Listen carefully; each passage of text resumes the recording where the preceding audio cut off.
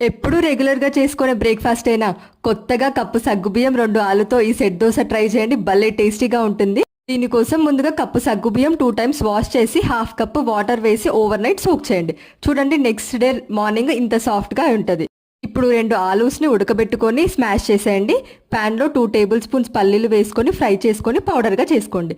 ఒక బౌల్లో మనం ముందుగానే నానగబెట్టుకున్న సగ్గుబియ్యము, అలాగే పల్లి పొడి, సన్నగా కట్ చేసుకున్న ఆనియన్స్, క్యారెట్ తురుము, కొత్తిమీర, పచ్చిమిర్చి పేస్ట్, ఇంకా జీలకర్ర, ముందుగానే స్మాష్ చేసుకున్న ఈ ఆలు వేసుకొని సాల్ట్ వేసి 2 టేబుల్ స్పూన్స్ పెరుగు వేసుకొని ఇదంతా బాగా మిక్స్ చేసుకోవాలి.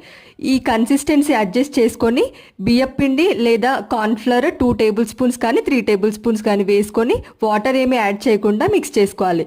బటర్ పేపర్ పైన లేదా పాలిథిన్ పేపర్ పైన ఆయిల్ అప్లై చేసుకొని ఇలా దోశలాగా స్ప్రెడ్ చేసుకొని మనం ప్యాన్ పైన లో ఫ్లేమ్లో ఆయిల్ అప్లై చేసుకొని 2 సైడ్స్ ఫ్రై చేసుకుంటే సెట్ దోశ రెడీ.